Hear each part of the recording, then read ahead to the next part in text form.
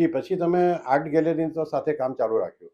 તો તમારી દ્રષ્ટિએ આર્ટ જ્યારે શરૂ કર્યું 2000ના વર્ષમાં તમે આર્ટ ગેલેરી શરૂ કરી, ત્યારે સુરતમાં બીજી કોઈ આર્ટ ગેલેરી હતી કે તમારે પહેલી જ સાહસ હતી? સુરતમાં વિક્રમભાઈ આજની તારીખમાં પણ એક ટ્રુ સેન્સમાં આર્ટ ગેલેરી કહી શકો એવી કોઈ જ નથી. હમ, હમ. એટલે ડિસ્પ્લે માટે ગેલેરી હોય એ અલગ વસ્તુ છે. લાઈક તમે વનિતા વિશ્રામ કે સાયન્સ સેન્ટરની ગેલેરીની વાત કરો તો એ શો માટે જગ્યા ભાડે આપે છે એ લોકો. right. પ્રોફેશનલ ગેલેરી નથી. એટલે જે આર્ટ વેચનાર વ્યક્તિ કોઈ નથી, સારી આર્ટ વેચનાર વ્યક્તિ કોઈ નથી.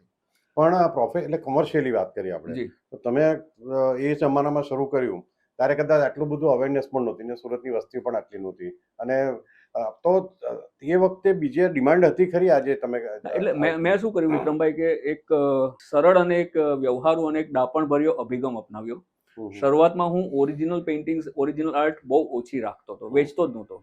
હવે ઓરિજિનલ પેઇન્ટિંગ્સના પોસ્ટર મળે બજારમાં, એ ઓફિશિયલી પબ્લિશ થયેલા, એવું નહીં કે કોઈ બેનામી છાપી નાખે. જે ઓરિજિનલ પેઇન્ટિંગનો માલિક હોય એને રોયલ્ટી આપીને આ આર્ટ પ્રિન્ટ છાપવામાં આવે ને સરસ ક્વોલિટીના પેપર પર સારામાં સારી રીતે પ્રિન્ટ કરેલું હોય. એટલે તમે જો હો નહીં તો પેલાને લાગે નહીં કે આ ઓરિજિનલ નથી, ફ્રેમ કર્યા પછી તો ખબર જ ના પડે. પણ after all it is a poster, so એ ઘણું ઇકોનોમિકલ હોય.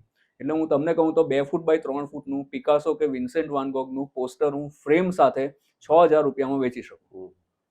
એટલું સસ્તું હોય.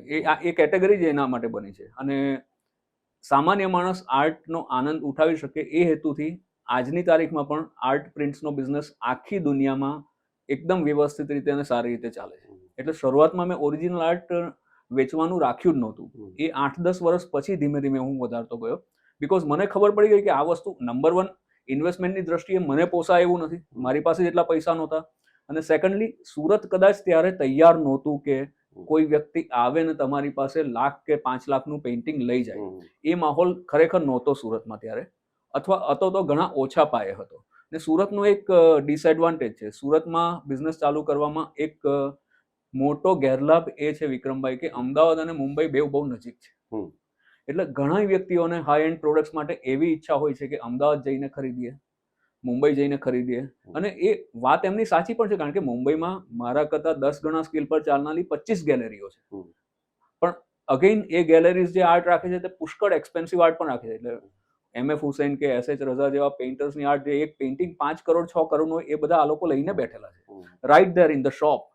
એટલે જે રીતે હું 5 લાખની વસ્તુ વેચી શકું છું, એ રીતે લોકો 5 કરોડની મુંબઈમાં વેચી શકે છે. એટલે એ કારણથી મને ઓરિજિનલ આર્ટ વેચવામાં તકલીફ ઘણી પડી. પરંતુ ઓરિજિનલ આર્ટમાં છે ને વિક્રમભાઈ એક બહુ અદ્ભુત રીતે બધી ગેલેરીઓ, બહુ સરળ રીતે બધી ગેલેરીઓ કામ કરતી હોય છે, જે બહુ સિમ્પલ કામ છે. મારે ગેલેરી ઊભી કરવાની, જગ્યા મારે ઊભી કરવાની, રાઈટ? હવે મારી સાથે 25 આર્ટિસ્ટો જોડાયેલા છે, કરેક્ટ? એ 25 આર્ટિસ્ટોની આર્ટ હું ખરીદું નહીં. તમે સમજ્યા ને? એ મારી ગેલેરીમાં માત્ર ડિસ્પ્લે થયેલી. એક એગ્રીમેન્ટ બને સાદા કાગળ પર કે આ પેઇન્ટિંગની પ્રાઇસ આટલી, જો વેચાય તો 35% મારી ગેલેરીના ને 65% આર્ટિસ્ટના. એ ઓન પેપર લખાયેલું. અને એ પણ લખાયેલું હોય કે મને ક્લાયન્ટ સાથે બાર્ગેન થાય તો 10% 15% સુધી નીચે ઉતરવાની છૂટ છે. ઓકે, કોઈ બાર્ગેન કરે તો.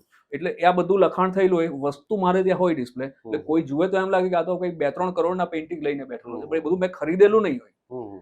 આર્ટિસ્ટે મારી વેચવાની ક્ષમતા પર ભરોસો મૂકીને મારી ગેલેરીમાં એ વસ્તુ રાખેલી હોય. એને અમારી લેંગ્વેજમાં કન્સાઇનમેન્ટ બેઝિસ પર આર્ટ લીધી એવું કહીએ.